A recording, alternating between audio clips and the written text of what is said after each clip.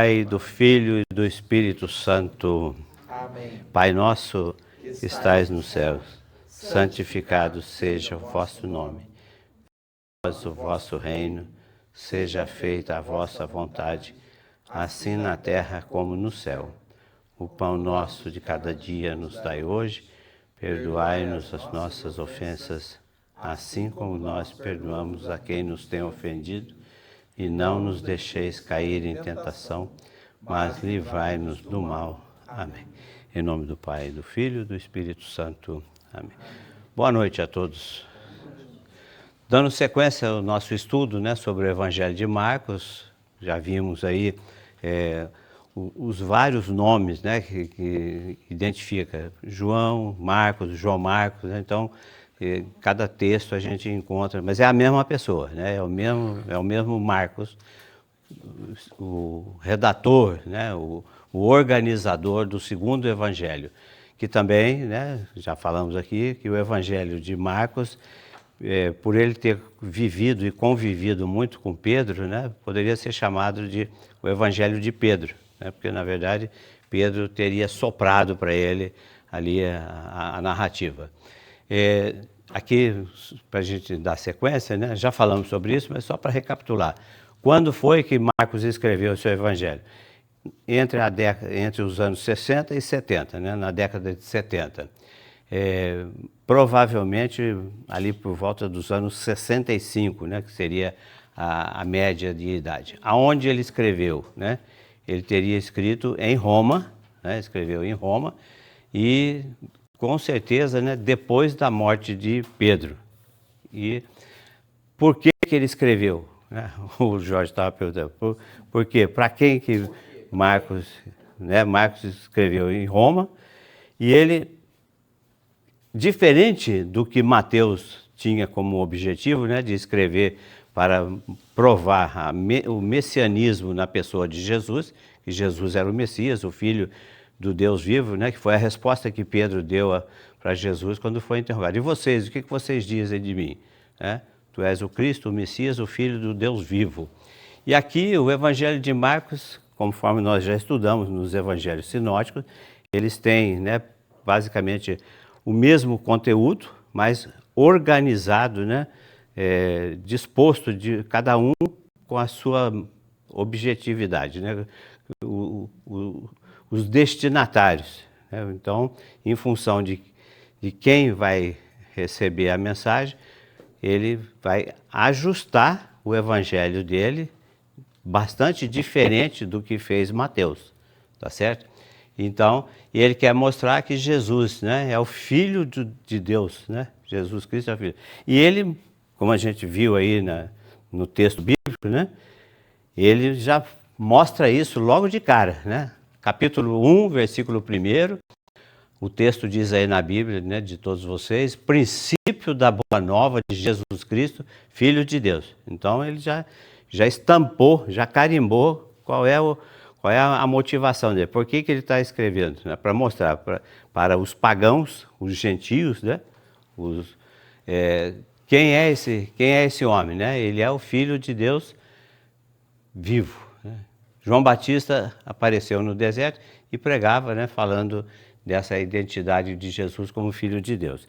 E ele repete essa afirmação no finalzinho do Evangelho dele, então praticamente ele coloca isso como moldura, né? A moldura do Evangelho de Marcos é essa afirmação, que Jesus é Filho de Deus, né? Verdadeiramente Deus. E ali aparece, né, esse versículo 39 do capítulo 15, no Calvário, quando Jesus faleceu, né, que o soldado romano vai traspassar o peito dele com a lança, ele fica admirado de tudo aquilo que ele viu acontecer ali nos arredores, e aí ele vai dizer, né, verdadeiramente, realmente, este homem é Filho de Deus. E ele coloca isso, né, Marcos coloca isso na boca do soldado romano, que é um pagão.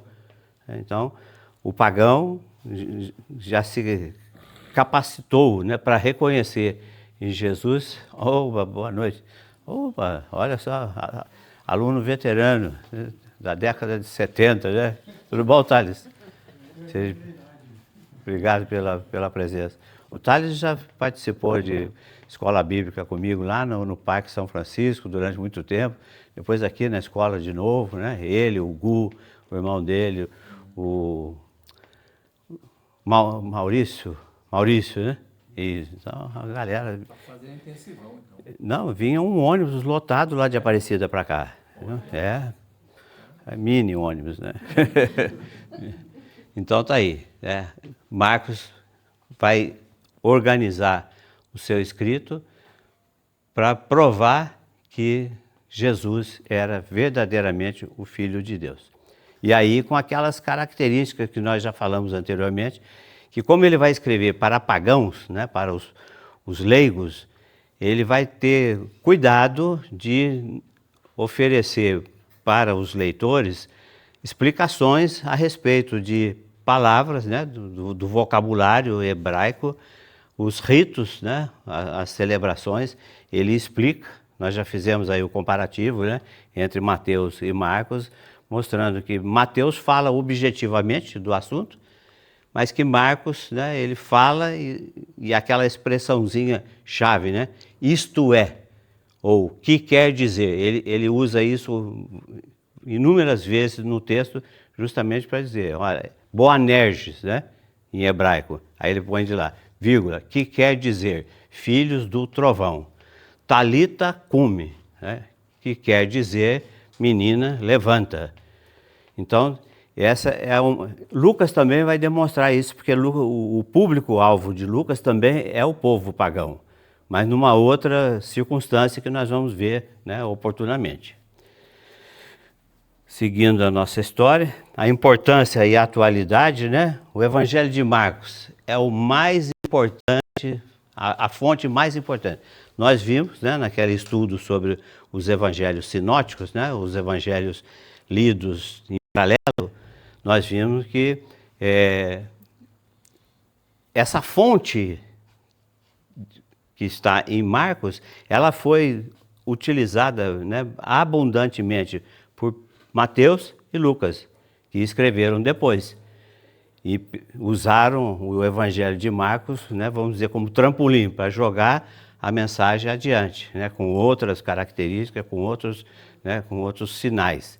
Então, outra coisa, né, que é importante no Evangelho de Marcos, o caráter espontâneo, vivo, prático, popular. Ou seja, ele falava, boa noite, ele falava objetivamente, ele tinha um estilo de jornalista, né? Ele ia falar sobre um determinado assunto, ele conseguia sintetizar, conseguia resumir, sem perder a capacidade de comunicação. Então essa objetividade, né, e de uma maneira espontânea. Já falei das outras.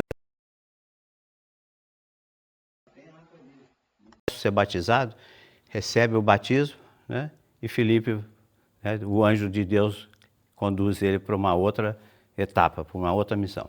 Então é por causa disso, né? Marcos vai tentar, com o seu evangelho, elucidar ou tentar esclarecer um pouco a figura, né? A figura do Messias, que em algumas circunstâncias o povo achava que o Messias não era um indivíduo, um homem, mas que era o povo de Israel. O povo iria se salvar, o povo iria, né?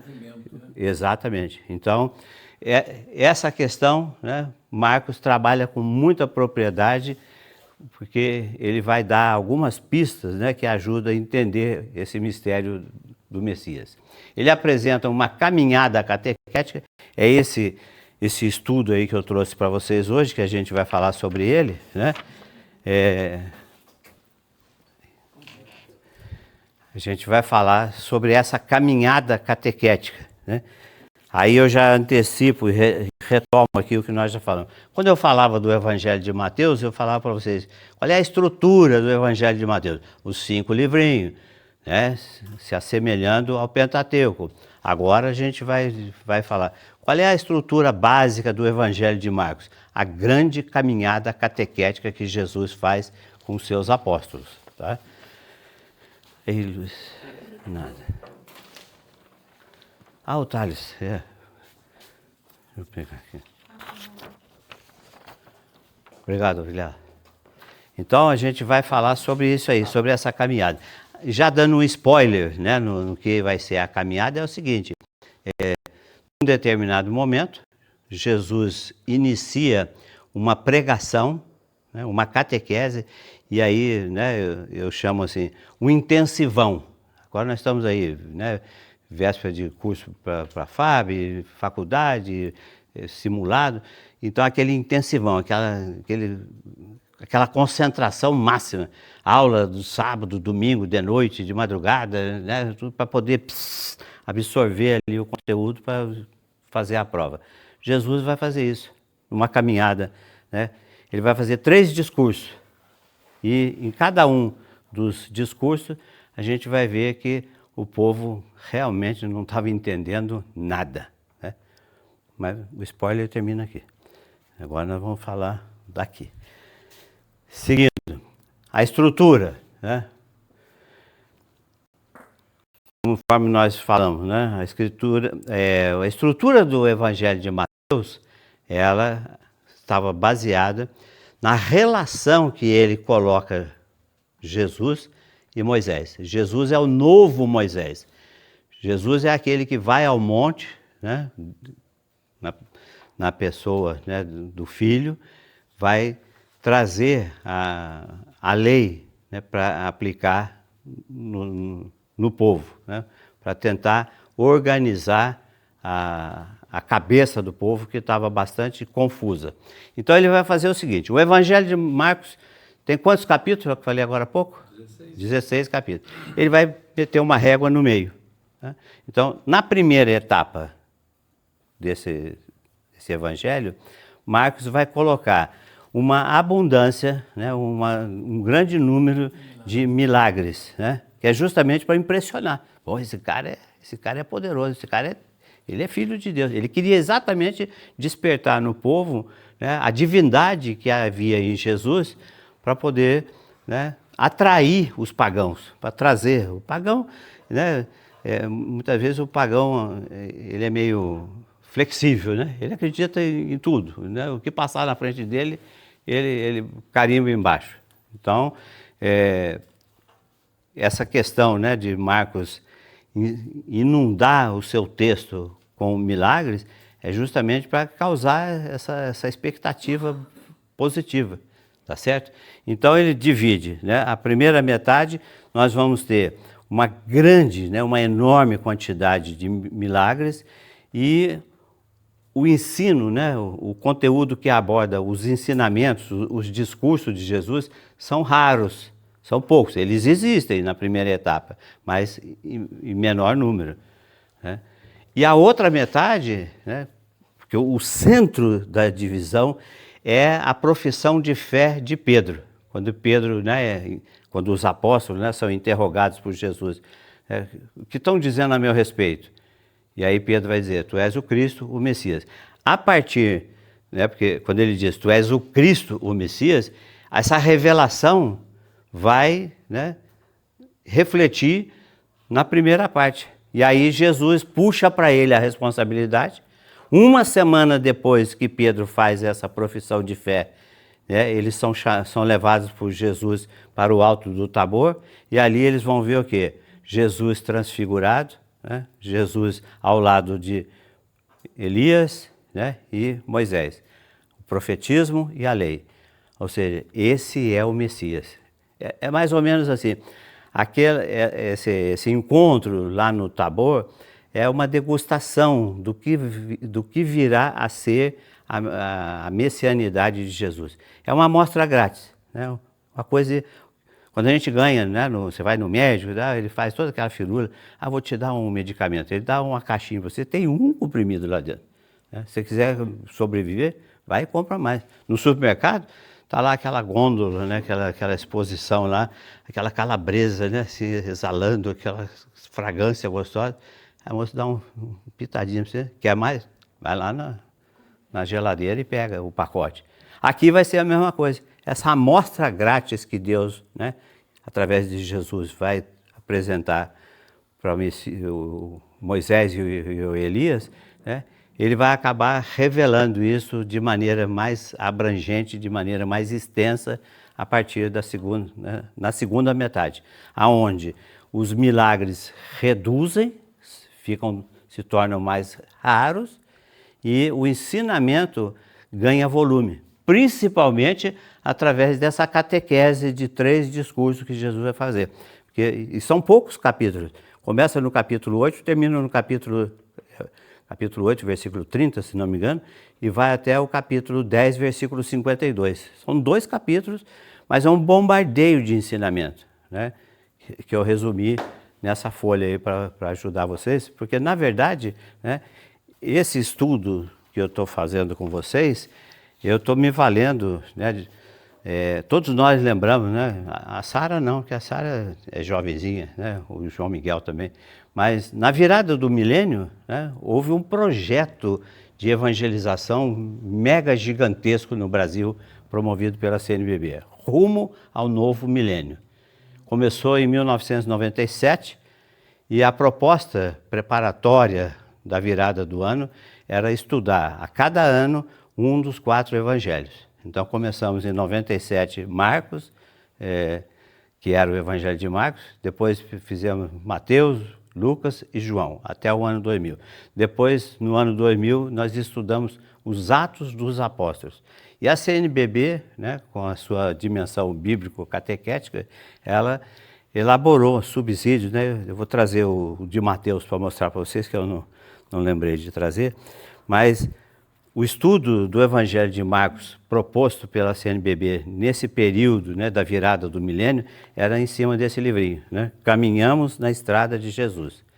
E aqui, então, ele traz, né, com certeza isso não está sendo mais editado, né? Se alguém se interessar de ter o conteúdo completo, loja de virtual no sebo lá, né? Acha com certeza. Então, daqui, né, eu tirei, baseado, né, no conteúdo deles, essa abordagem, né, sobre a estrutura do Evangelho de Marcos. Então vamos ver como é que isso... Deixa eu beber minha água corintiana aqui. Não leva mal não.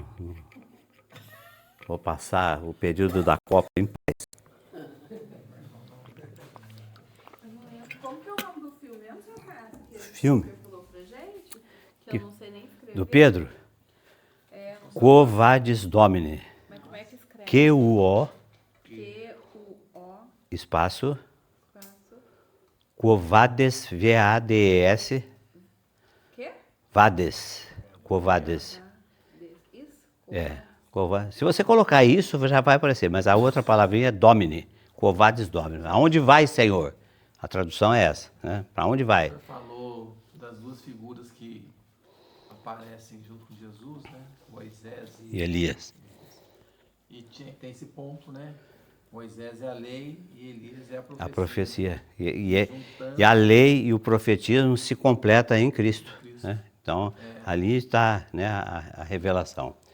Então, para a gente, né, seguir adiante, o Evangelho de Marcos tem esse prólogo, né, essa introdução, no capítulo 1, os 13 versículos.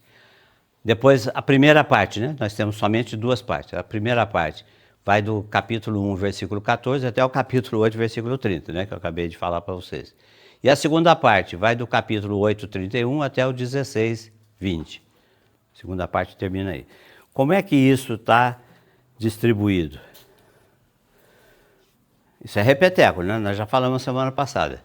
Na primeira parte, o realce, né, cai no mistério, né? E aí mostra a relação de Jesus e as multidões, né, tentando entender Jesus com os discípulos e com os apóstolos, né? Falei para vocês a diferença de discípulo e apóstolo. Apóstolos são aqueles 12 que foram escolhidos, né, que é retratado no Evangelho de Mateus, no capítulo 10, no Evangelho de Marcos, no capítulo 3 e no Evangelho de Lucas, no capítulo 6. Né? Então, fala, Jesus passou a noite toda em oração, escolheu os 12 para caminhar com eles, eles foram enviados e denominados como apóstolos. Os discípulos é o grupo mais numeroso, de 72, que Jesus mandou, primeiramente, para fazer o anúncio. E aí, quando eles voltam, né, eles voltam cheios de felicidade, né, porque ressuscitamos, curamos, libertamos, né, fizeram tudo aquilo que Jesus falou que eles iam fazer. Se vocês pegarem o capítulo 10 de Mateus e der uma lidinha nele, vai mostrar, né, que Jesus deu a ele o poder, né, de anunciar a palavra, de curar os enfermos, de libertar os cativos e até mesmo de ressuscitar os mortos. Tudo bem? Dia da prova, apóstolo, discípulo, cuidado para não confundir.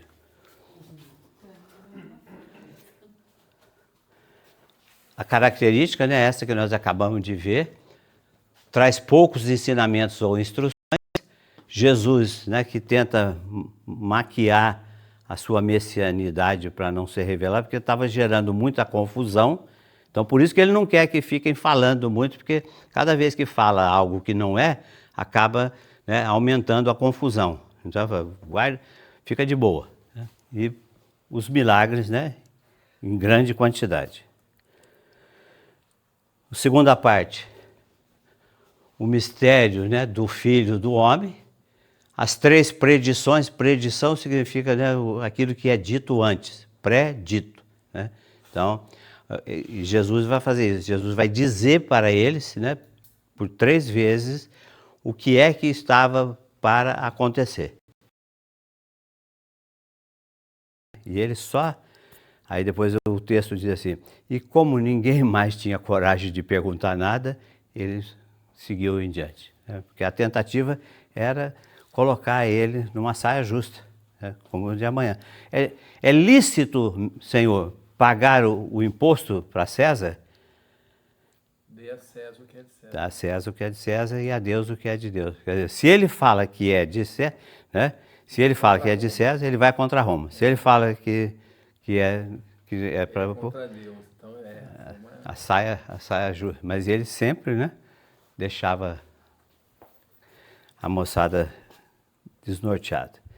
Nessa segunda parte, né, rareiam os milagres, destaque para os ensinamentos, e aí ele aprofunda o significado do messianismo, revelando, né, que o Messias é aquele mesmo servo sofredor que Isaías tinha cantado lá no século VII, né? Aquele que dizia, e eis que a Virgem dará à luz o filho e lhe porás o nome de Emanuel. Aquele, né, que na Semana Santa, né, a gente lê durante a semana, praticamente todos os dias, trechos do livro de Isaías, né, entre o capítulo 52 e 54, que fala exatamente, né, do cordeiro que estava indo para o abate com o olhar manso, a figura do Cristo indo para o Calvário. Né? Eles desfiguraram a face dele, que ele não parecia mais um ser humano.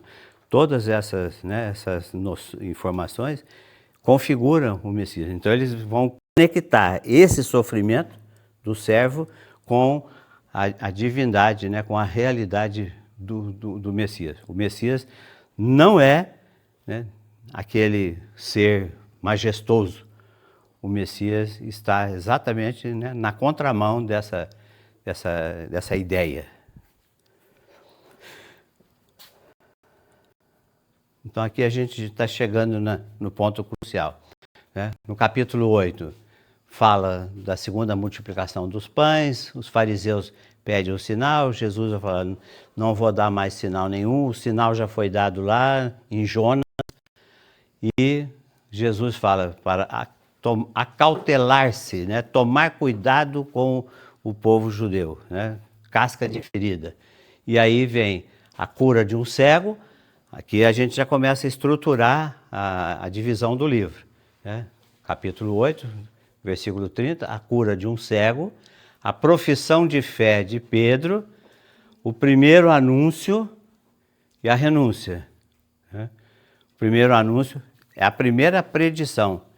É naquele momento que o Jorge falou, né? Que quando Pedro responde, tu és o Cristo, o Messias, Filho de Deus, Jesus fala para ele, ô Pedro, né? Simão, Bar Jonas, né? Simão, filho de Jonas, você Feliz porque não foi a sua carne que revelou, mas o Pai que está no céu.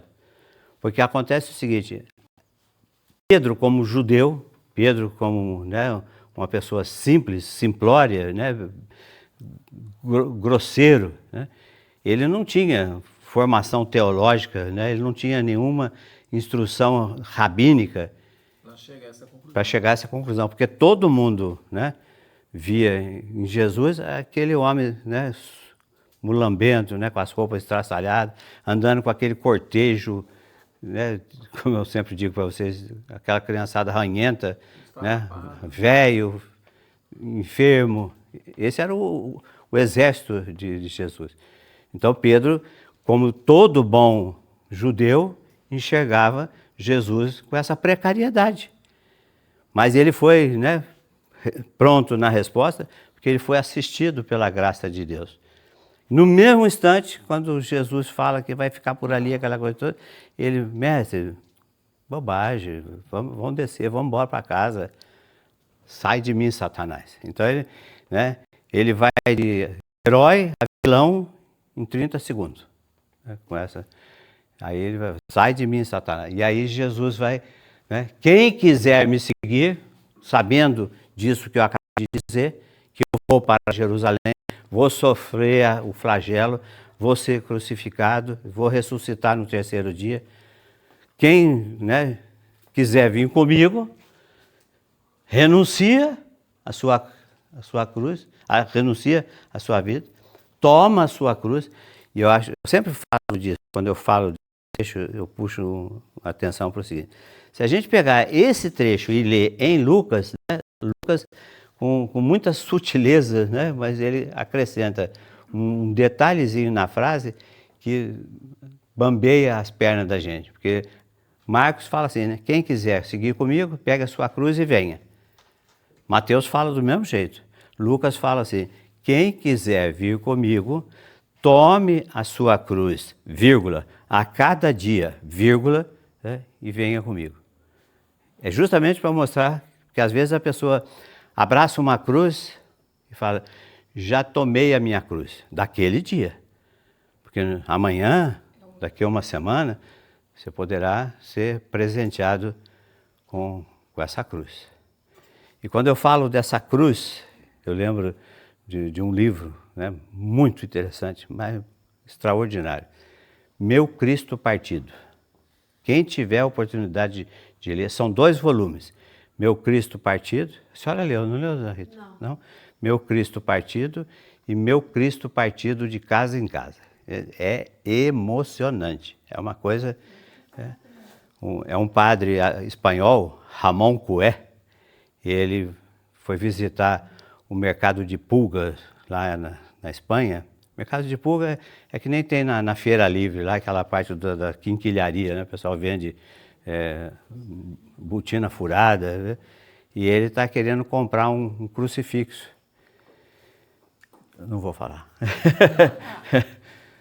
Aí ele se depara com um crucifixo dilacerado por causa da guerra. E aí ele começa a dialogar com o crucifixo, que ele vai comprar o crucifixo. Aí ele fala, né, quando ele começa a regatear, o cara chega para ele, isso aí custa 20 mil euros, né? Não, dá para deixar por menos, não sei o quê. Eu negociando para desvalorizar Jesus. E aí ele vai para casa, leva o Cristo, e aí continua na próxima sessão. Mas são 2 volumes, né? O Cristo Partido de Casa em Casa, porque na medida em que aquilo ganha divulgação, né, as pessoas começam a vir para ele emprestar o Cristo para levar para casa para fazer alguma obra extraordinária na vida daquela casa. Fantástico, fantástico. Ele fala num determinado trecho, ele fala assim, né, seria muito bom se no final do dia, né, você tirasse a sua veste, né, junto com ela tirasse a sua cruz, colocasse no cabideiro lá, e na manhã seguinte, quando você levantar, sair da cama pelo lado oposto para não pegar a cruz de novo. Larga ela ali. Você não consegue. Ou então você entrar no supermercado, né, e sair pela outra porta e deixar a sua cruz estacionada lá no pátio. É estarrecedor, muito bacana. Vamos nós. Então tá aqui, né? Isso aí que eu acabei de apresentar para vocês, né? O projeto Rumo ao Novo Milênio, o jubileu, né, do ano 2000 e o Evangelho de Marcos explorado nesse livretinho aí, muito, muito interessante. Então a caminhada catequética, né, que é o meio do livro. Aqui não ficou muito claro, né? Mas aqui nós temos, né, uma linha de caminhada para Jerusalém até o fim. Então aqui a caminhada, ela se coloca entre duas curas de cego. A primeira cura de um cego é que Jesus vai curar, mas vai ter que fazer em duas etapas. É mais ou menos, esse cego do primeiro instante lembra um pouco a questão de Pedro, né, que no impulso, né, ele enxergou Jesus como Messias. No momento seguinte, ele não conhece Jesus quando ele fala que ele vai ter que sofrer na cruz. Então, a primeira cura precisa de um recapeamento, precisa de um segundo momento. É como ele fala, né? Quando Jesus cura o homem, fala: você está enxergando? Ele falou: vejo os homens como sombras. É o que Pedro estava vendo. Ele estava vendo um Messias, mas estava meio nublado. Precisou, né, de um chacoalhão ali para ele abrir os olhos, que vai ser mostrado aqui na cura do cego Bartimeu, né? E a constatação a gente vai ter, né, da prontidão, da cura plena, eficaz, verdadeira, total da cegueira daquele homem, que diz assim: e ele ficou de pé, se desfez do seu manto, né? E aí também vai uma outra reflexão, era a única coisa que ele tinha, era uma capa velha, né, esse cobertor de garrafa PET, que o pessoal da pastoral de rua chama esse cobertor de pela neguinho, né, porque esquenta pra caramba, né, aquelas fibras plásticas, né, que não permite passar o suor. É uma loucura, é uma loucura. É o que eles falam, né? Pela neguinho, né? Porque o neguinho que ficar embaixo dele vai ficar cozido. Então, esse homem cego, né, largou aquilo tudo que ele tinha e se pôs a seguir Jesus e a servi-lo, né? É isso que Jesus pretende com a sua catequese. E aí ele vai ter, né, 3 pregações. Cada coluna vertical ali é um anúncio, né? O primeiro anúncio, o segundo anúncio e o terceiro anúncio. E cada vez que Jesus faz um anúncio, né, ele fica observando a repercussão. Como é que isso está sendo enxergado, como é que isso está sendo visto, como é que isso está, o que isso está trazendo de clareza ou de confusão. E era mais confusão porque, né, uma das situações é que quando Jesus chega em casa, né, ele fala assim: sobre o que vocês estavam conversando no caminho? E eles ficaram envergonhados, porque durante o caminho, ao invés de conversar sobre a promessa da salvação, né, os ensinamentos que Jesus estava anunciando, com aquela quem vai ser o primeiro, quem vai ser aquela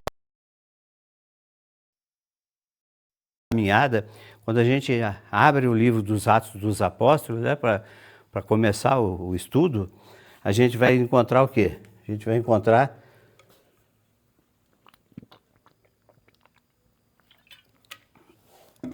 encontrar os apóstolos numa mesa de refeição com Jesus, e eles vão dizer assim: mestre, Senhor, será porventura hoje que o Senhor vai estabelecer o reino? Veja bem, já caminharam 3 anos, tiveram o intensivão, tiveram todo o ensinamento, e aí Jesus vai ter que dizer para eles, né? Isso não cabe a mim, somente ao Pai. Quanto a vocês, Permaneçam aqui em Jerusalém, até que vocês recebam a força do alto e sereis minhas testemunhas, aqui em Jerusalém, na Judéia, na Samaria e até os confins do mundo. Por confins do mundo, podemos entender Guará. É o fim do mundo. Essa é a vida. Todo aluno que vem para cá, quando chega aqui, não é, Vanilson? Primeira coisa, isso aqui é o... Quando sabe que a gente é daqui, né? Vai querer pisar no calcanhar da gente. Isso aqui é o fim do mundo, isso aqui é não sei o quê. Mas depois fica doido para voltar para cá. Pior. Esse é que é o problema.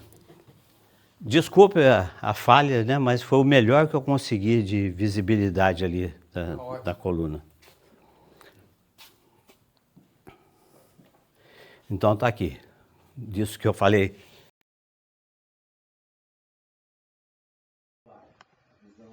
Ainda meio turva, né? Enxergando os homens como árvore se movimentando. No final, né, na segunda cura, a cura do cego Bartimeu. Aquilo que eu refleti com vocês agora há pouco. Símbolo do que se passava entre Jesus e os discípulos, né? Principalmente com relação a Pedro, que enxergou Jesus como o Messias, mas não foi capaz de enxergar a cruz que vem com ele, a cruz que vem com Jesus. Eles tinham olhos e não enxergavam. Agora são 8h15. Nossa, parece que hoje eu tô com a bateria carregada. Então, depois desse preâmbulo, Jesus começou a ensinar. Já está praticamente, né, virando a metade do Evangelho. Aí que começam os ensinamentos, para a gente recordar. Oi? Como seguir Jesus. E aí a gente vai lembrar, né, assim, muitos milagres, poucos ensinamentos. Então, aqui, mas esse pouco ensinamento que Jesus vai apresentar é de grande consistência, né, de grande importância para nós. Vamos seguir. A cura do primeiro cego. Jesus levou-o para fora do povoado para não sofrer interferência, né, para não sofrer ruído. O cego não enxergou logo tudo. O mesmo aconteceu com Pedro. Pedro era cego, né, era como um cego de meia visão. Só enxergava a metade. Ele reconhece Jesus como Messias, mas sem a cruz. Jesus corrige a visão, dando instrução sobre a paixão, e é para curar, né, para clarear, para abrir a visão, é que ele começa com seus ensinamentos, com a sua catequese, que vai apresentar, né, em 3 oportunidades, a noção, né, o significado do messianismo a partir do servo sofredor. Né? Desmistificar aquela ideia de que o Messias era o então rei Davi ou outro personagem, né, de grande importância na narrativa do Antigo Testamento, mas que o Messias era exatamente aquele homem ali, né, com a sua missão. Vamos adiante.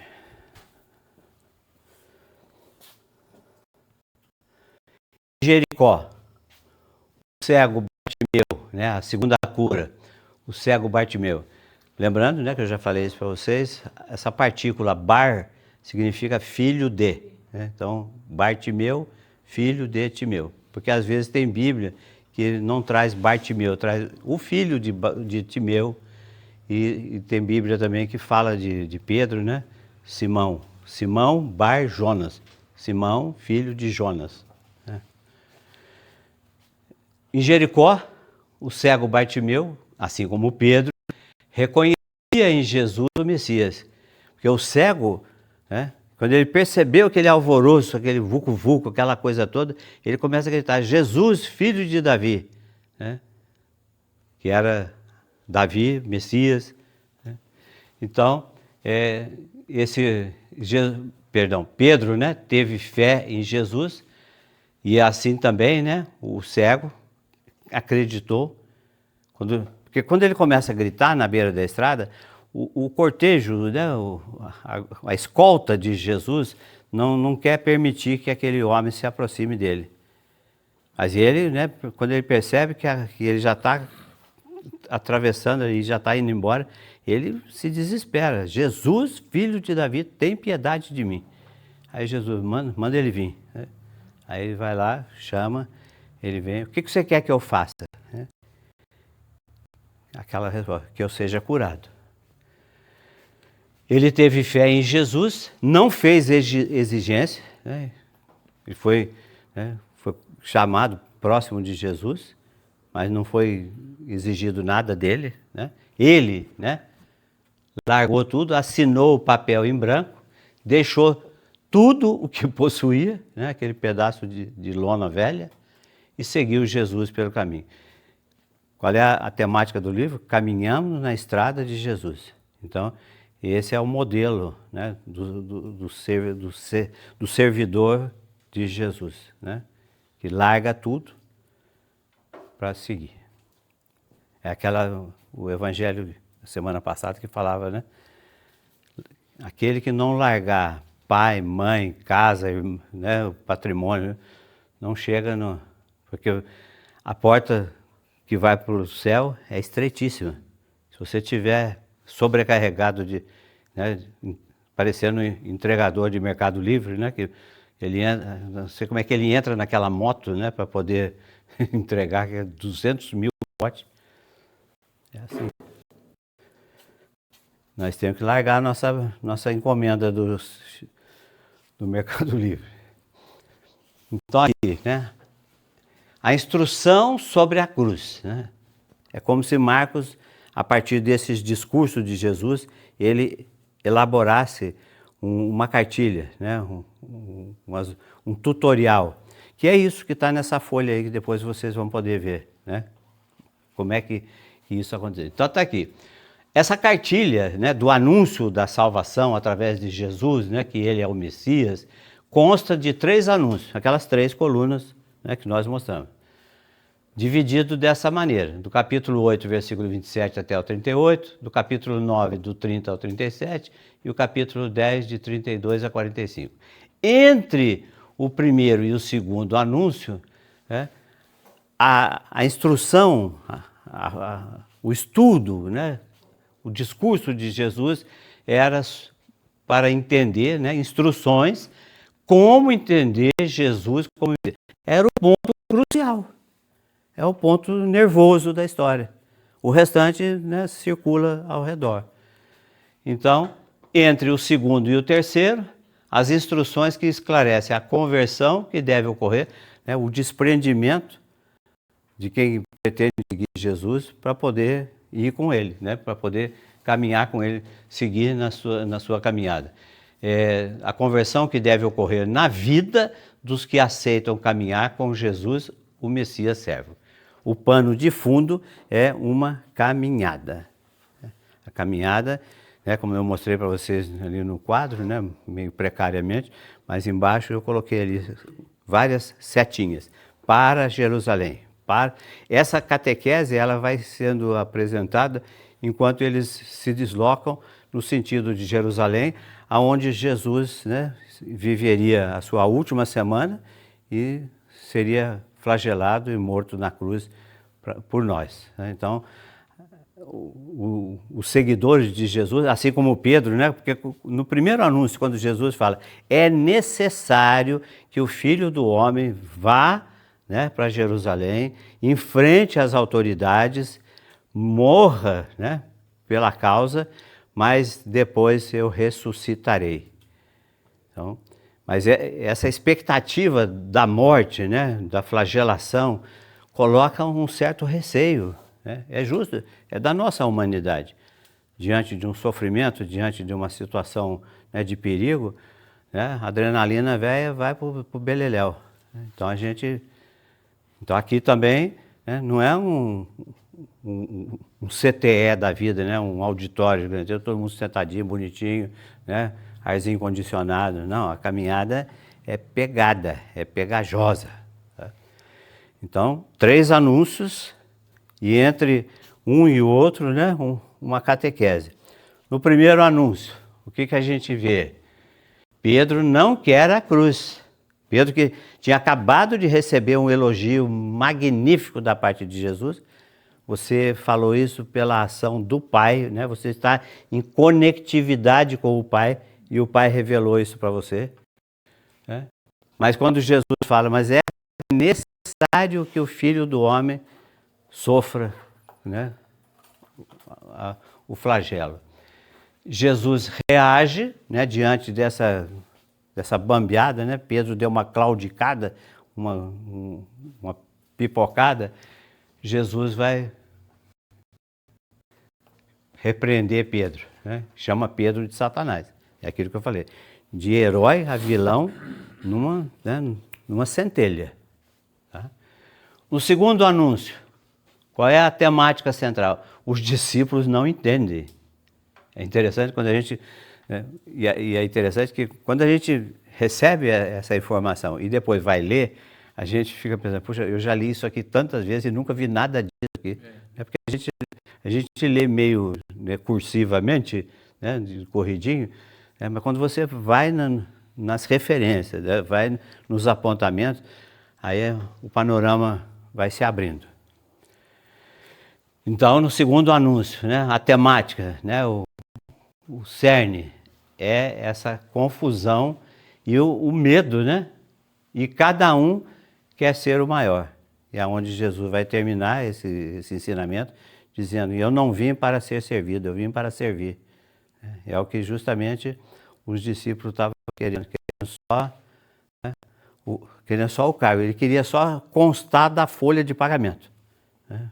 Mas não necessariamente. Terceiro anúncio, a coisa está apertando, a catequese é dada em movimento, encaminhada.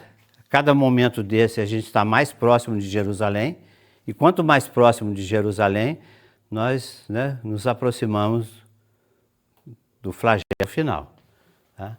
Estão assustados, com medo e querem promoção, né? Deixa eu sentar do seu lado.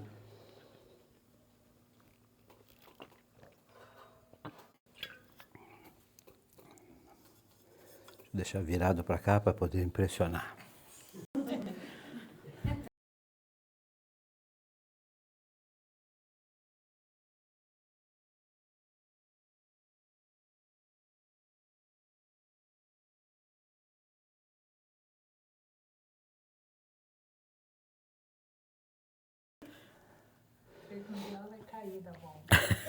Escorregar.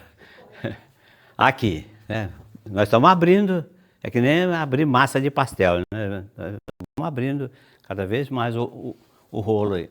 No primeiro anúncio, naquela primeira torre, né? Pedro, o ensinamento de Jesus no primeiro anúncio, negar-se a si mesmo, falei agora, né? Jesus escorraçou com Pedro e falou, quem quiser vir comigo, tome a sua cruz. Ele estava falando, não sou só eu que vou ter cruz, não, vocês também. Vocês também vão ter a cruz de vocês. Tome, né, a cruz. Então, Jesus diz, negar-se a si mesmo, né, se desprender, se desapegar, poder carregar a cruz e seguir. Caminhamos na estrada de Jesus. É o tema. Tá? Perder a vida por causa dele e do Evangelho, não, né? Se você anunciar, né, o meu nome, vocês vão, né, aparentemente perder a vida, mas vai ganhar o cêntuplo, vai ganhar 6 vezes mais. Não ter vergonha dele e da sua palavra. Mais recentemente a gente tem percebido um desprendimento maior, né, dos cristãos, né, de não ter vergonha, né, de carregar uma Bíblia, não ter vergonha de, na celebração, né, cantar, responder o diálogo, né, da liturgia. Mas algumas décadas atrás isso era um tabu, né, você andar com uma Bíblia, né, Era pastor, né, E agora estão caçando. Agora quem faz isso. Agora é a hora da aprovação. Quem vai... Vamos ver quem que fica mesmo. No segundo, né? No segundo anúncio, fazer-se servo de todos, né? Colocar-se a servir. Eu não vim para ser servido, né? Eu vim para servir. A grande demonstração é o lava-pés, narrado no Evangelho de João, né? E aí eu sempre ressalto, né? Quando a gente lê o lava-pés, a gente tem que prestar atenção que João não narra a instituição da Eucaristia como Mateus, Marcos e Lucas. Se vocês pegarem esses 3 livros sinóticos, né, a gente vai encontrar uma redação muito próxima, né, com pouquíssimas diferenças, né? Uma não é contrária à outra. Mas, falando, né, da ceia, tomou o pão, deu graças, partiu, distribuiu. Esse ritual, né, da Eucaristia não consta do Evangelho de João. No capítulo 13 ele fala, né, do lava-pés. E aí eu chamo sempre a atenção. Quando Jesus falou da instituição da Eucaristia, né, depois que no caso, na missa, né, o padre ergue o cálice, ele diz, fazer isto em memória de mim. Esse é o imperativo, né? No Evangelho de João, né, depois que Jesus lava os pés ali, seca os pés, né, e beija, né, ele vai dizer, tudo isso que eu fiz, fazei vós aos seus amigos, né, aos seus irmãos. Então, existe uma conexão da Eucaristia pão e da Eucaristia serviço, né? Humildade. E uma coisa que chama a atenção é que essa tarefa de lavar os pés do amo, né, do senhor na casa, era confiada, né, era entregue, empurrada para o escravo mais desqualificado daquela casa. Ele não sabia lavar roupa, ele não sabia passar, não sabia cozinhar, não sabia plantar, não prestava para nada. Não presta para nada, vai lavar o pé do Senhor quando chegar. E a gente sabe que é uma operação ingrata, né?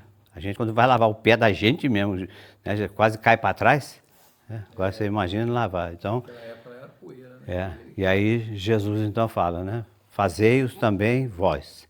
Então, fazer isso em memória de mim, com relação à Eucaristia. Fazer isso, né, aos seus irmãos, como sinal de caridade, de mansidão. Fazer-se servo, né? Receber as crianças. A gente aprendeu aqui nas primeiras aulas, né? A gente falou sobre isso, né? Como é que era a cultura do povo judeu com relação à mulher, né? As crianças, os idosos e os enfermos, né? Era tudo excluído. Aqui, o segundo anúncio praticamente, né, se colocar a serviço. No terceiro, beber o cálice que ele vai beber. Aceitar as provações, as limitações, as dificuldades, né? Tudo aquilo que nos assola, né? Beber o cálice. Não imitar os poderosos que exploram, mas sim imitar o Filho do Homem, que não veio para ser servido, mas para servir. Tá? Isso é o que está, né, nesse conteúdo aí. Então, esses pequenos, significa só a pobreza, né, sua casa? Como é que é? Pequenos que falam, crianças e pequenos. Ah, Não é só... não é questão... Não,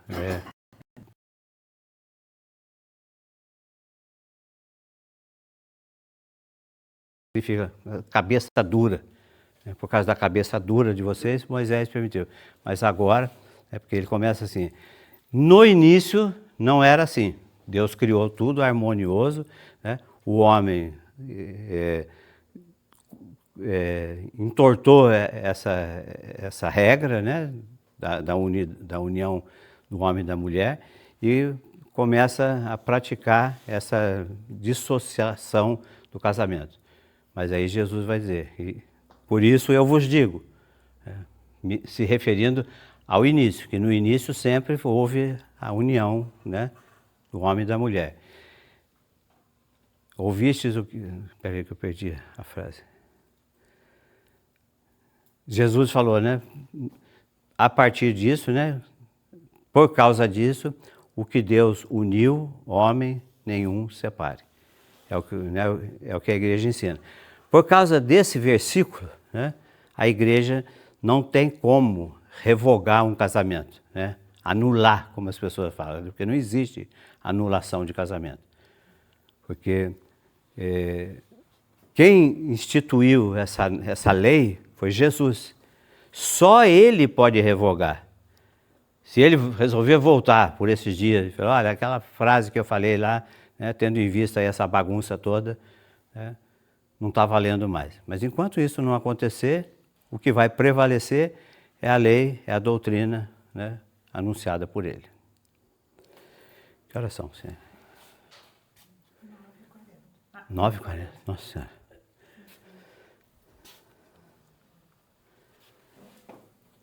Mais uns detalhes, né? Entre o segundo e o terceiro anúncio, no relacionamento com as crianças, né?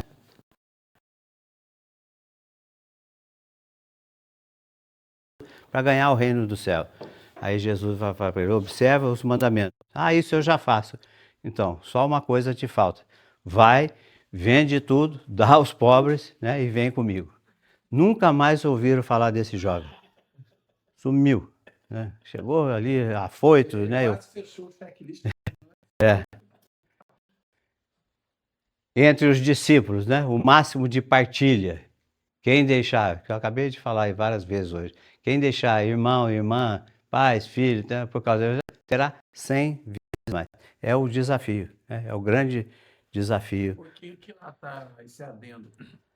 Abraçar e abençoar sem medo de contrair alguma impureza. Quando ele diz abraçar as crianças, as mães. É porque essas crianças, elas eram rejeitadas pela comunidade, pelo templo, né? Então, ele fala, né, para não se aproximar, para você não se contaminar, não é necessariamente por uma enfermidade, né, mas pelo relacionamento. Era a cultura deles, né? Era a cultura deles, porque a mulher e criança, tudo era colocado, né, para escanteio, né, totalmente. Então, Carlos, Sim. o senhor falou sobre a anulação do casamento somente de Jesus, mas por que hoje tem anulação na igreja? Então, Alguns casais pedem anulação e é dado. então, né, a gente precisa entender a distinção entre anular e nulidade, né? Anular uma coisa significa que ela já existiu. Eu sempre uso como referência uma prova, né, uma prova do Enem, né? Você já preencheu o cartão de resposta, na pergunta 10 você tinha marcado a letra B, mas você reviu ali o seu conceito, não é B, é C. Então você apaga o B e anota o C. Houve, por um período de tempo, um item B. Não existe mais, né? Mas houve, mas chegou a existir. Na nulidade, né, quando o casamento é declarado nulo, significa que ele nunca existiu. Por quê? Porque existe um catálogo de leis, né? São 19 cláusulas do direito canônico que define uma condição para legitimar uma nulidade matrimonial, né? São várias, né? Vai desde do erro de pessoa, do desejo, né? Aquele caso, né? O casal se conheceu, pombinho, gatinha, mansinho, não sei o quê, tá? Aquela coisinha, trazia flor para a esposa, tá? Quando casou virou o capeta. É considerado erro de pessoa, né? A pessoa simulou um determinado comportamento para ganhar a confiança, né? Cortejar, e depois ele sai chutando a barraca, né? Questão de desejo, né? A pessoa quando se manifesta, às vezes, no grupo, né? Ah, eu vou casar, se não der certo a gente separa. Isso é motivo também para declarar o casamento nulo, né? Significa que aquele casamento nunca existiu, aquele casamento que foi assumido perante a igreja, aceita, aceita, mas no fundo, ele não tinha ainda uma convicção, né? Uma definição de se queria ou não. Ele ia fazer um sorteio, se eu ganhar, ganhei, se eu não ganhar...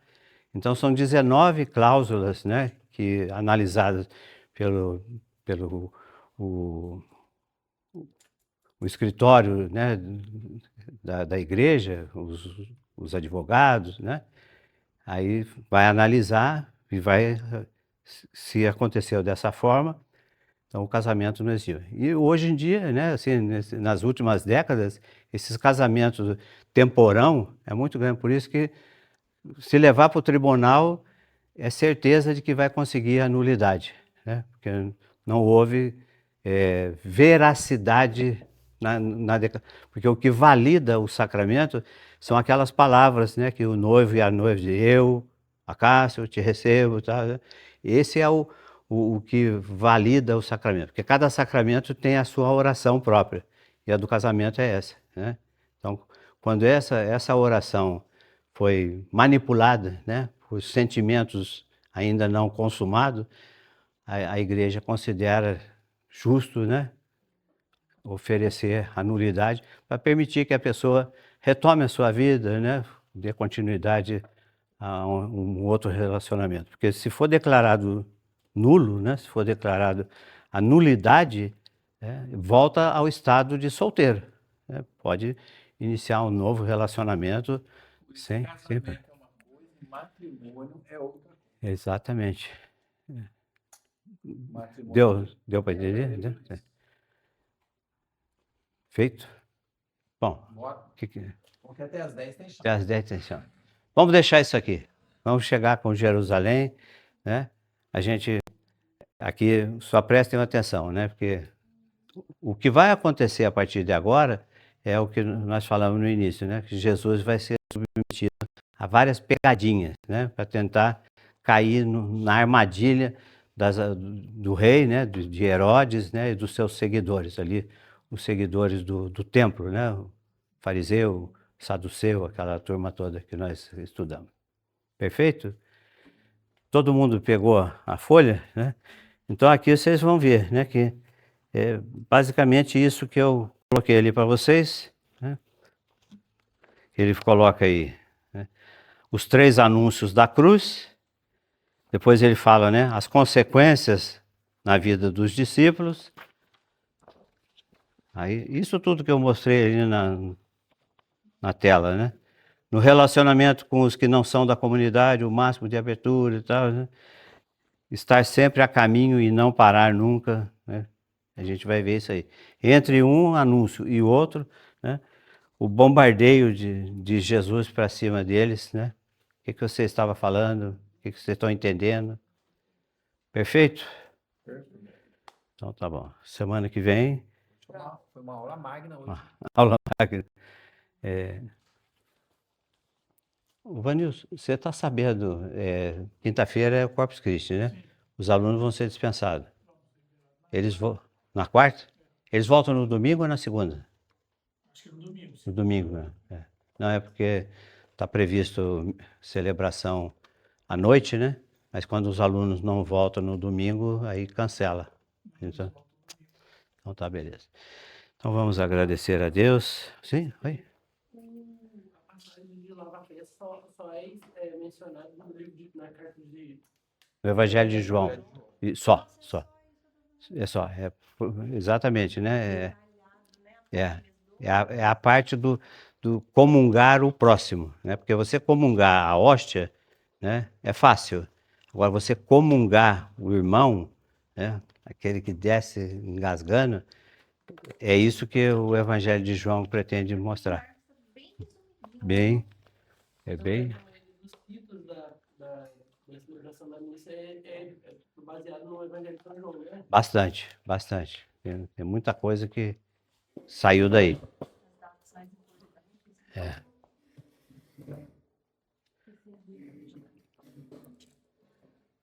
Vamos agradecer a Deus por mais esse momento, agradecer e pedir que derrame sobre cada um de nós a sabedoria do Espírito Santo para compreender a história da salvação da qual nós fazemos parte. Ave Maria, cheia de graça, o Senhor é convosco, bendita sois vós entre as mulheres, bendito é o fruto do vosso ventre, Jesus. Santa Maria, Mãe de Deus, rogai por nós, pecadores, agora e na hora de nossa morte. Amém. O Senhor esteja convosco. Ele está no meio de nós. Por intercessão de Nossa Senhora de Loreto, desça sobre vós a bênção do Deus Todo-Poderoso, Pai e Filho e Espírito Santo. Amém. Todo mundo tem a folha do Evangelho de Mateus? De Marcos, todo mundo pegou hoje? Então tá bom. Então, ide em paz, que o Senhor sempre os acompanhe. Muito obrigado pela companhia.